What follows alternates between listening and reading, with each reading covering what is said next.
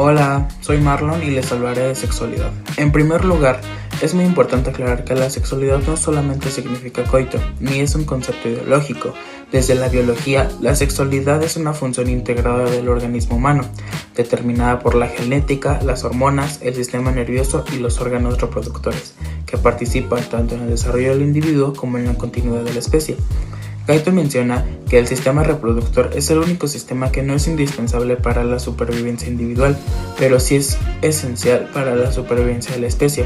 Por eso, la sexualidad debe entenderse como una función fisiológica compleja que involucra al sistema endocrino, al sistema nervioso central y al aparato reproductor. La diferenciación sexual inicia desde el momento de la fecundación. A nivel cromosómico, existe la presencia de XX, que va al desarrollo femenino, o de XY, que es al desarrollo masculino. El cromosoma Y contiene el gen SRY que activa la formación de los testículos. Durante el desarrollo embrionario existe inicialmente una gónada indiferenciada. Cuando el gen SRY está presente, esta gónada se convierte en testículo, que comienza a producir testosterona y la hormona antimulleriana. La testosterona estimula la formación de los conductos masculinos y la hormona evita el desarrollo de estructuras femeninas. En ausencia del gen SRY y de estas hormonas, se desarrollan ovarios y estructuras femeninas. Guyton señala fisiológicamente que el desarrollo femenino es el modelo biológico por defecto, mientras que el masculino requiere de una activación hormonal. Posteriormente ocurre la diferenciación fenotípica, es decir, la expresión corporal. Las hormonas sexuales determinan la formación de genitales externos, características corporales y caracteres secundarios sexuales. Todo esto es regulado principalmente por estrógenos, progesterona y andrógenos, bajo el control del eje hipotálamo, hipófisis y gónadas, donde la GnRH estimula la secreción de LH y FSH, que controlan la función gonadal. Bien, para hacer un recap de anatomía básica, el aparato reproductor masculino incluye los testículos, donde se producen espermatozoides y testosterona, el epidídimo, donde los espermatozoides maduran, los conductos deferentes que los transportan, las vesículas seminales y la próstata, que forman el semen, y el pene como órgano copulador. Sus funciones fisiológicas principales son la producción de gametos, la secreción hormonal y la eyaculación. Mientras tanto, en la mujer, el aparato reproductor está formado por ovarios, que producen óvulos, estrógenos y progesterona, las trompas de falopio, donde ocurre la fecundación, el útero, que permite implantación y gestación, la vagina como canal sexual y de parto, y las mamas, que permiten la lactancia. La fisiología femenina se organiza en ciclos menstruales, ovulación, fecundación, embarazo y lactación. Todos son regulados por hormonas. Desde un punto de vista evolutivo, la sexualidad tiene funciones muy claras. Permite la reproducción sexuada, favorece la variabilidad genética y asegura la continuidad de la especie humana. Guyton explica que la sexualidad no solo es reproductiva, sino también está vinculada al sistema límbico, es decir, a las emociones y al placer, funcionando como un mecanismo natural y evolutivo que favorece el comportamiento sexual y con ello la reproducción. Es fundamental diferenciar conceptos claves. Uno es la reproducción, que es la capacidad de generar descendencia. La sexualidad es un concepto biológico más amplio, que incluye la función hormonal, el desarrollo corporal, los ciclos reproductivos, la conducta sexual, la experiencia placentera y la vinculación biológica. Para entender la respuesta sexual humana, hay que dejar muy en claro que no va a ser solo un fenómeno donde se va a tratar de un contacto genital. La respuesta sexual humana va a ser un proceso neurofisiológico integrado. ¿Qué quiere decir esto? Que el sistema nervioso central se va a encargar de iniciar, coordinar y modular respuestas somáticas, límbicas y autonómicas, donde el orgasmo y la excitación no solo se va a basar en los genitales, sino va a empezar desde el cerebro. La corteza cerebral va a ser el principal responsable de procesar todos los estímulos sexuales, que pueden ser visuales, auditivos, táctiles o incluso cognitivos, como lo que es la fantasía y como lo que es la memoria, donde allí las áreas prefrontales también participan modulando lo que es la respuesta, ya que permiten el estado consciente o inhibitorio dependiendo de lo que es el contexto social. Esto explica el por qué puede existir el deseo sexual sin siquiera haber como una estimulación genital directa. Ahora bien, a nivel del hipotálamo, este va a funcionar como el principal centro integrador de lo que es la respuesta sexual, donde allí estructuras como lo que es la área preóptica medial y el núcleo paraventricular se van a coordinar en lo que es la activación autonómica y a su vez la liberación de hormonas y neuromoduladores como lo que es la oxitocina, donde aquí bien, sin una correcta función hipotalámica, esto va a hacer que la respuesta sexual se vuelva muy desorganizada y a su vez muy incompleta. Ahora bien, en el sistema nervioso parasimpático a nivel del sacro va a ser el principal responsable de la fase de excitación, donde allí su función va a ser el producir la vasodilatación genital, que para el hombre va a permitir la erección y en la mujer va a ser la lubricación vaginal, donde el mediador clave de todo esto va a ser el óxido nítrico. En cambio, el sistema nervioso simpático se va a activar durante lo que es la fase orgásmica. De aquí en el hombre se va a provocar lo que es la eyaculación y también va a provocar las contracciones rítmicas del orgasmo en ambos sexos. En el sistema nervioso somático, a través de lo que es el nervio pudendo, se va a encargar de permitir lo que es la sensibilidad y por supuesto la contracción de los músculos perineales, donde además va a proporcionar lo que es la retroalimentación sensorial en el sistema nervioso central, donde va a provocar que se intensifique aún más esto y provoque esta respuesta sexual aún mayor. Bien, encontraremos también neurotransmisores que van a ser muy claves en todo este proceso. Como primero tenemos la dopamina, que va a aumentar el deseo sexual y la motivación. En segundo tenemos la serotonina, donde va a tener un efecto inhibitorio, que donde niveles elevados van a disminuir su deseo y a su vez van a dificultar lo que es la erección y el orgasmo. Como tercero tenemos la oxitocina, donde se va a liberar durante el orgasmo y va a favorecer el vínculo afectivo. Como cuarto tenemos el óxido nítrico, donde va a ser un gas neurotransmisor que va a ser fundamental más que nada para generar la vasodilatación genital. Ahora bien, en conjunto, ya hablando como un breve repaso, toda esta respuesta sexual va a tener una secuencia integrada. Como primer punto tenemos el estímulo sensorial o cognitivo. Como segundo punto, el procesamiento cortical y límbico. Como tercer punto, la integración hipotalámica. El cuarto, la activación autonómica. El quinto, la respuesta genital. Y el sexto es la retroalimentación sensorial. Aquí podemos ver que la respuesta sexual no solo se va a basar en un contacto genital, va más allá de eso. Son efectos neurofisiológicos en tu cuerpo que va a provocar, inhibir o va a estimular más ese deseo sexual y esa erección y esa estimulación. A su vez de que va a provocar también la vasodilatación gracias al óxido nítrico, donde allí va a favorecer también, al igual que los nervios pudendos, van a favorecer las contracciones, aumentando aún más el orgasmo y el deseo sexual. Buenas, yo soy López Hernández Josué David y les voy a hablar acerca de las fases de la respuesta sexual humana. Bien, para empezar les voy a abarcar acerca de estas 4 fases: la fase de deseo, la fase de excitación, la fase de meseta y la fase orgásmica, o bien, del orgasmo. Bien, para dar inicio voy a hablar acerca de la fase de deseo. Bien, la fase de deseo. La fase de deseo es una fase central y neuroendocrina, ya que esta no va a ser nada genital.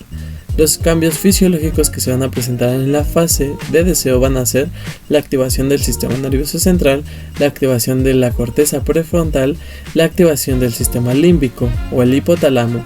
También vamos a tener un aumento de los neurotransmisores que va a ser la dopamina, ya que esta va a dar la motivación sexual, y la regulación de hormonas que van a ser la testosterona y los estrógenos para las mujeres. Bien, ahora vamos a empezar con la segunda fase, la fase de la excitación. La fase de la excitación vamos a presentarla en hombres como la erección y en mujeres como la lubricación vaginal. Ahora bien, en la erección vamos a tener los mecanismos fisiológicos que van a ser el predominio del sistema nervioso parasimpático, la liberación de óxido nítrico, la vasodilatación de las arterias peneanas y el llenado de cuerpos cavernosos. También vamos a tener una compresión venosa, que esta nos va a dar el mantenimiento de las erecciones. Ahora bien, para estos mecanismos fisiológicos también vamos a tener cambios que se van a dar o que se van a poder medir. Para este caso, el cambio medible va a ser el aumento del flujo sanguíneo peniano. Bien, ahora seguimos con la lubricación vaginal en mujeres. Como mecanismos fisiológicos que se van a presentar en esta etapa va a ser la vasodilatación de la mucosa vaginal, los transudados plasmáticos a través del epitelio y la activación de glándulas vestibulares. Pero bien, como cambio medible en esta etapa o bien en las mujeres en la lubricación vaginal va a ser el aumento de la humedad vaginal y la congestión de los labios menores. Bien, como un pequeño paréntesis también vamos a tener unos cambios que se van a presentar tanto en hombres como en mujeres, que va a ser cambios cardiovasculares, ya que en este vamos a tener un aumento de frecuencia cardíaca, un aumento de presión arterial y un aumento de gasto cardíaco. Pero si bien también lo que nos puede provocar o lo que nos puede presentar va a ser un eritema sexual por vasodilatación cutánea. ¿A qué se refiere la eritema sexual? Bien, la eritema se refiere al enrojecimiento transitorio de la piel que va a ocurrir durante la fase de la excitación sexual. Ahora bien, una pequeña y rápida y breve explicación de lo que es un eritema en torno a lo fisiológico, ya que la eritema se va a dar durante la excitación sexual, donde se va a activar el sistema nervioso autónomo, ya que esto va a provocar una vasodilatación periférica, bien en los vasos de la piel que se van a dilatar, y al dilatarse va a aumentar el flujo sanguíneo cutáneo, lo que va a provocar que la mayor cantidad de sangre visible en la piel va a producir un enrojecimiento llamado eritema. Bien, seguimos con la siguiente fase. Bien, ahora también les voy a hablar acerca de la tercera fase, la fase de la meseta, o bien también conocida como fase de máxima intensificación de la excitación previa al orgasmo. Algunos de los cambios fisiológicos que se van a presentar en esta fase va a ser la mantención de la vasocongestión genital, el aumento del tono muscular general, la elevación del clítoris, la retracción testicular parcial y el incremento sostenido ya sea de frecuencia cardíaca o de una presión arterial. Como dato importante, esta fase es transitoria y lo que va a depender mucho va a ser del estímulo que se le esté dando en esta fase. Bien, les voy a hablar acerca de la última fase, la cuarta fase, el orgasmo. Esta se puede presentar tanto en masculino como en femenino. Y bien, el orgasmo masculino nos va a presentar mecanismos fisiológicos que van a ser como el reflujo medular con predominio simpático, donde esta nos va a dar dos eventos, la emisión y la eyaculación. En la emisión va a ser el paso del semen a la uretra prostática y en la eyaculación van a ser contracciones rítmicas del perineo. Y bien, como bien lo veníamos hablando, todos estos cambios fisiológicos van a tener cambios medibles y en este caso los cambios medibles van a ser las contracciones que se van a dar por cada 0.8 segundos. Y bien, ahora en el orgasmo femenino se nos van a dar mecanismos fisiológicos como las contracciones rítmicas, ya sean del útero o del tercio externo de la vagina. Otro de los mecanismos fisiológicos que se van a dar va a ser la activación simpática, y en este caso, o bien en los orgasmos femeninos, los cambios medibles que se van a dar van a ser las contracciones uterinas y vaginales y el incremento máximo de frecuencia cardíaca y la presión arterial. Desde el punto de vista fisiológico, el acto sexual es una respuesta biológica integrada que involucra al sistema nervioso, al endocrino, al cardiovascular y muscular. Este no solo se limita a lo que es el coito, sino que es cualquier estímulo capaz de activar los centros cerebrales del deseo y generar una respuesta corporal coordinada. El acto sexual se inicia con un estímulo sexual. Este puede ser físico o psíquico. Este estímulo es procesado en la corteza cerebral, donde se reconoce como sexual y se integran factores emocionales. Posteriormente, la información es integrada al sistema límbico y al hipotálamo, que estos funcionan como centros reguladores de la respuesta sexual, y desde el hipotálamo se activan las vías nerviosas descendientes hacia la médula, que estas van a coordinar los reflejos sexuales. A partir de la médula espinal se activan las vías del sistema nervioso autónomo, mientras que en el sistema parasimpático se induce la vasodilatación genital y la lubricación vaginal en el caso de la mujer.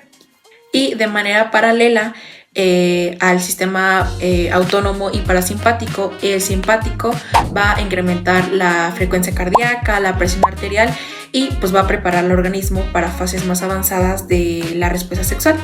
Y finalmente, cuando la estimulación continúa y se alcanza pues un umbral adecuado, se activan reflejos espinales, que esto da paso a la fase orgásmica.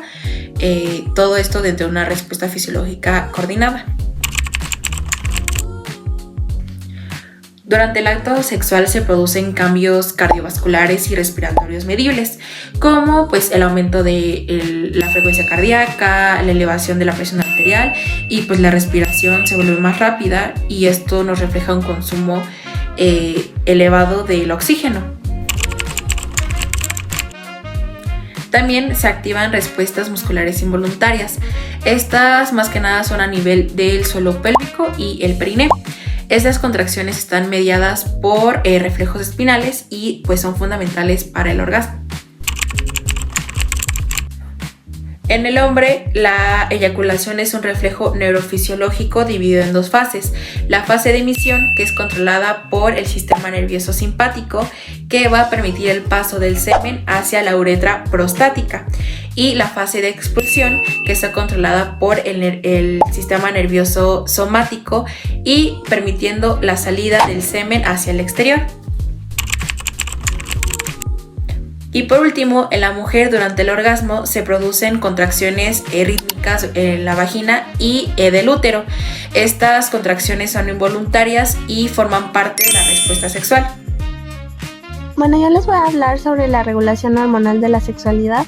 Y como idea central tenemos que pues, la sexualidad humana no se prende ni se apaga con las hormonas, sino que estas modulan, o sea que ajustan la intensidad del deseo y pues la respuesta sexual, pero el control principal va a estar en el cerebro.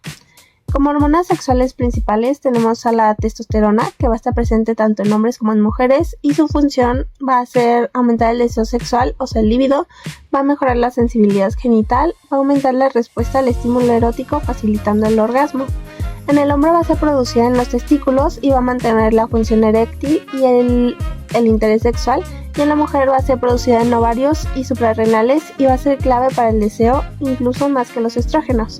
Ahora sí, en los estrógenos tenemos que entre sus funciones mantiene la mucosa vaginal, permite la lubricación, aumenta el flujo sanguíneo genital y mantiene la sensibilidad del clítoris y la vagina. Por ello, cuando estos bajan, hay sequedad, disminuye la excitación e incluso puede haber dolor. La progesterona, bueno, esta no va a estimular el deseo, pero su función principal es preparar el cuerpo para el embarazo. En fases altas suele disminuir el deseo, por eso durante la fase lútea, después de ovular, muchas mujeres sienten menos libido. Y bueno, en la vía de control hormonal tenemos que el hipotálamo va a detectar el estrés, el estado nutricional, el sueño y los estímulos sexuales, y va a liberar la hormona liberadora de gonadotropinas, mientras que la hipófisis va a liberar la hormona luteinizante y la hormona folículo estimulante. Estas hormonas pues en los ovarios van a estimular a los estrógenos y a la progesterona, y en los testículos a la testosterona. Esto significa que el cerebro va a decidir cuándo funciona el sistema sexual, y factores como el estrés, la ansiedad o la enfermedad pueden bloquear este eje, aunque pues los órganos estén sanos. En los cambios hormonales a lo largo de la vida tenemos que en la pubertad van a aumentar los estrógenos y la testosterona, por lo que van a aparecer el deseo, las fantasías y la respuesta genital. En la parte del ciclo menstrual tenemos que en la ovulación los estrógenos van a estar altos, por lo que va a haber un mayor deseo, una mayor lubricación y una mayor sensibilidad. Mientras que en la fase lútea pues la progesterona es quien va a estar alta, y esto va a indicar un menor deseo y una menor excitación. En el embarazo los estrógenos y la progesterona van a estar muy altos, entonces puede aumentar o disminuir el deseo. Y en la menopausia van a caer los estrógenos y la testosterona, por lo que va a haber una sequedad, un menor deseo, menor sensibilidad, pero aún así el cerebro va a seguir siendo capaz de responder si este se estimula. Y en la andropausia, que va a ocurrir en el hombre, van a bajar lentamente pues, los niveles de testosterona, y pues va a haber una disminución del deseo, la erección y la energía. Como una pequeña conclusión tenemos que las hormonas van a regular qué tan fácil es excitarse, y que una persona puede tener hormonas normales y aún así no sentir deseo si el cerebro no está activado. Las disfunciones sexuales se producen cuando una o más fases de la respuesta sexual se ven alteradas. Una de las más frecuentes es la disfunción eréctil, la cual se define como la incapacidad para lograr o mantener una erección adecuada. Desde el punto de vista fisiológico, la erección depende de la activación parasimpática y del adecuado flujo sanguíneo hacia los cuerpos cavernosos. Cuando este proceso falla, ya sea por alteraciones vasculares, nerviosas o hormonales, se produce una disfunción eréctil. Otra alteración común es la eyaculación precoz o retardada. La eyaculación es un reflejo medular coordinado principalmente por el sistema nervioso simpático. En la eyaculación precoz existe una activación excesiva o una menor capacidad de control cortical sobre este reflejo. En contraste, la eyaculación retardada ocurre cuando hay una disminución en la sensibilidad nerviosa o alteraciones de la transmisión simpática. Los trastornos del deseo sexual se caracterizan por una disminución o ausencia del interés sexual. Estos trastornos se relacionan con alteraciones en el sistema nervioso central o particularmente en el hipotálamo, así como en los niveles bajos de testosterona. La inhibición excesiva de los centros cerebrales también puede reducir el deseo. La anorgasmia es la incapacidad para alcanzar el orgasmo. Esta alteración ocurre cuando falla la integración entre los estímulos sensoriales, la respuesta motora y la percepción cortical del placer. Puede deberse a alteraciones centrales o periféricas que interrumpen la señal nerviosa necesaria para completar la respuesta sexual. Desde el enfoque fisiológico, las disfunciones sexuales pueden clasificarse según su origen en causas vasculares, neurológicas y endocrinas. Estas causas no son excluyentes y con frecuencia coexisten. Las causas vasculares afectan principalmente a la fase de excitación. El aumento del flujo sanguíneo es esencial para la respuesta sexual, especialmente para la erección. Enfermedades que dañan el endotelio vascular como la aterosclerosis o la hipertensión reducen la capacidad de vasodilatación, lo que impide una respuesta adecuada. Y pues tenemos en cuenta que el flujo sanguíneo genital es altamente sensible a cambios de la función vascular. Las causas neurológicas incluyen alteraciones en las vías nerviosas, parasimpáticas, simpáticas o somáticas, lesiones en la médula espinal, neuropatías periféricas o daño cerebral pueden interrumpir la transmisión de señales necesarias para iniciar o mantener la respuesta sexual. La excitación depende del sistema parasimpático, mientras que el orgasmo requiere una activación simpática adecuada, por lo que el daño en cualquiera de estos sistemas puede generar una disfunción. Las causas endocrinas se relacionan principalmente con alteraciones hormonales. La testosterona es esencial para el mantenimiento del deseo sexual y para la sensibilidad de los centros sexuales del cerebro. Niveles bajos de esta hormona reducen la excitabilidad neuronal y afectan la respuesta sexual global. Además, otras alteraciones hormonales pueden influir indirectamente en la función sexual. Una de las causas más significativas que tiene la respuesta sexual es el estrés. El estrés crónico activa el eje hipotálamo-hipófisis adrenal, lo que incrementa la liberación del cortisol. Este aumenta hormonal inhibe el deseo sexual y favorece el predominio del sistema nervioso simpático, dificultando la excitación. El equilibrio autonómico es esencial para una respuesta sexual adecuada y el estrés rompe con este equilibrio. Los fármacos también pueden alterar la respuesta sexual. Algunos medicamentos interfieren con neurotransmisores centrales, mientras que otros afectan la función vascular o los reflejos nerviosos. Estas interferencias modifican los mecanismos fisiológicos normales, alterando una o varias fases de la respuesta sexual. Las enfermedades sistemáticas como la diabetes mellitus, la hipertensión arterial y la enfermedad renal afectan simultáneamente varios sistemas involucrados en la función sexual. La diabetes, por ejemplo, daña vasos sanguíneos y nerviosos periféricos, lo que compromete tanto la excitación como el orgasmo. Estas enfermedades generan disfunción sexual de origen multifactorial. Desde un enfoque médico general, las disfunciones sexuales no deben considerarse únicamente como un problema aislado o psicológico. La función sexual también refleja el estado funcional del sistema nervioso vascular y endocrino. Por esta razón, una alteración en una respuesta sexual puede ser un indicador temprano de enfermedades sistemáticas subyacentes. La evaluación de la función sexual permite identificar posibles alteraciones fisiológicas generales que afectan al organismo. Comprender los mecanismos involucrados es fundamental para una correcta interpretación clínica, incluso sin abordar el tratamiento. En conclusión, la respuesta sexual humana es el resultado de una interacción precisa entre el sistema nervioso, el sistema vascular y el sistema endocrino. Las disfunciones sexuales surgen cuando uno o más de estos sistemas se alteran. El enfoque fisiológico propuesto permite entender estas alteraciones como parte de un proceso integral, resaltando la importancia de la función sexual como el reflejo del estado general de la salud.